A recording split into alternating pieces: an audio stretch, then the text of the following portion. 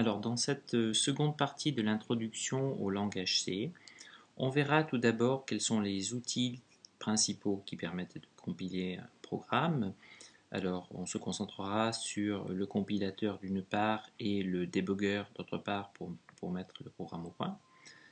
Et dans un second temps, on verra toute la chaîne de production de notre programme, c'est-à-dire quelles sont les étapes intermédiaires entre le code source et le programme exécutable qui peuvent éventuellement être transparentes.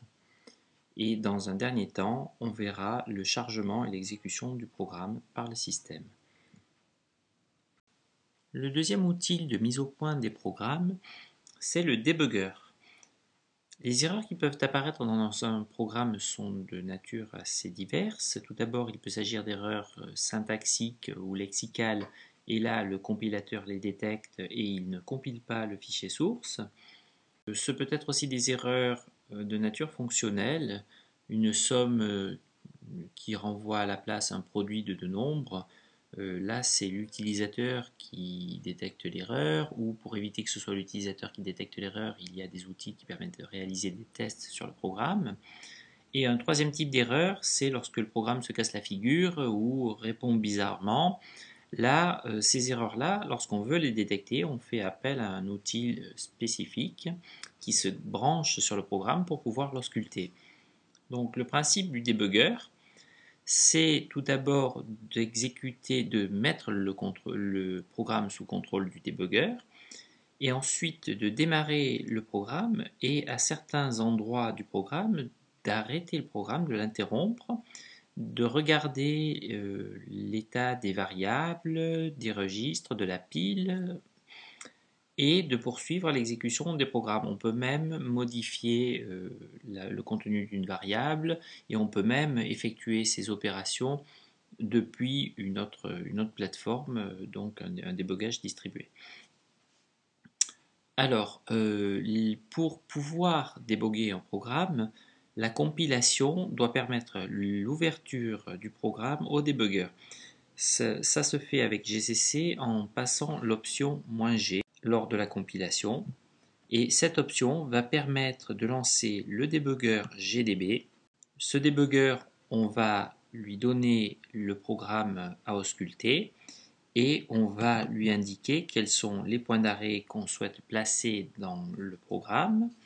Lorsqu'il va lancer le programme, ce debugger, il va s'arrêter à chaque point d'arrêt, et à chaque point d'arrêt, on va pouvoir afficher le contenu d'une variable et afficher la pile des appels. Alors, on va regarder un programme donc simple contenant des directives, une fonction sayHello donc qui est déclarée avant la fonction main, une variable globale int, la fonction main et la définition de la fonction sayHello. La fonction main, le point d'entrée dans le programme, appelle la fonction sayHello qui affiche hello, puis la variable globale est initialisée à 3, et ensuite encore des affichages. Alors, pour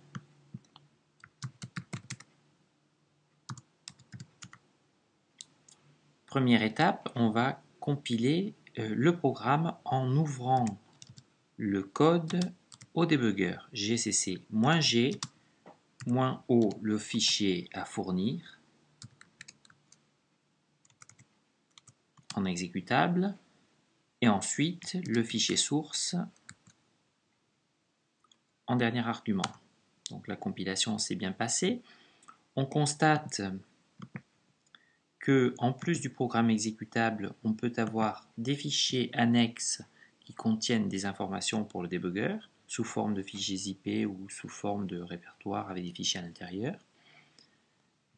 Lorsqu'on fait exécuter ce programme, qui maintenant peut être branché sur le debugger, on va le faire exécuter par le debugger. Donc on va d'abord lancer le debugger. Ensuite, avec la commande file et le nom du programme, on va brancher le debugger sur le programme. Puis, avec la commande run, on va exécuter le programme. Donc là, le programme il se termine sans erreur. on peut placer un premier point d'arrêt sur l'entrée de la fonction sayHello. Donc je vais référencer sayHello pour mon premier point d'arrêt. Je placerai en réalité mon point d'arrêt à la première instruction dans le corps de la fonction sayHello. Donc je demande break sayHello, qui est le nom de ma fonction. Et on me dit, j'ai mis un premier point d'arrêt à une certaine adresse dans le fichier source et à la ligne 47. La ligne 47, c'est la première instruction dans le corps de ma fonction sayHello. Je peux mettre un point d'arrêt sur une ligne particulière. Alors je vais mettre un point d'arrêt sur la ligne 35 où ma variable n est initialisée à 3 et ce point d'arrêt sera effectué avant que la variable n soit initialisée à 3. De même, dans la fonction sayHello, le point d'arrêt sur la ligne 47, sur la première instruction, sera effectué avant consommation de la ligne 47. Et je vais mettre un dernier point d'arrêt sur la ligne 36, donc avant l'appel de la fonction puts. Donc un point d'arrêt sur la ligne 35. C'est bon. Et un point d'arrêt sur la ligne 36. Je vais lancer mon programme. Le programme est démarré. Il s'arrête à la ligne 47, juste avant l'appel printf et donc après l'entrée dans la fonction sayHello. Je peux demander backtrace l'état de la pile des appels. Et on me dit, vous avez appelé la fonction sayHello dans le programme de votre fichier source à la ligne 47. Cet appel-là, il a eu lieu à telle adresse dans la fonction main, dans votre fichier source à la ligne 34. Donc ça, c'était l'état de la pile des appels. Je peux demander la valeur actuelle de la variable n, qui est une variable globale. On me dit la variable n vaut 0. Alors comme c'est une variable globale, les variables globales sont initialisées en C et elles sont toutes initialisées à 0. Donc c'est parfaitement normal. Je peux ensuite demander à poursuivre l'exécution de mon programme jusqu'à mon prochain point d'arrêt. Et mon prochain point d'arrêt, c'est le retour de l'appel de la fonction sayHello. Je retourne de la fonction sayHello à la ligne 53. C'est ce que me précise le débogueur. Je vais ensuite jusqu'à mon autre point d'arrêt. Mon autre point d'arrêt, je l'avais mis à la ligne 35. La ligne 35, l'instruction, c'est n égale 3. Pour l'instant, cette instruction, elle n'a pas été encore exécutée, elle n'a pas été consommée. D'ailleurs, si j'affiche la valeur de ma variable n, elle vaut toujours 0. Puis, je poursuis l'exécution de mon programme. Donc là, je suis à présent à la ligne 36. La ligne 36 me dit d'afficher une chaîne Hello World.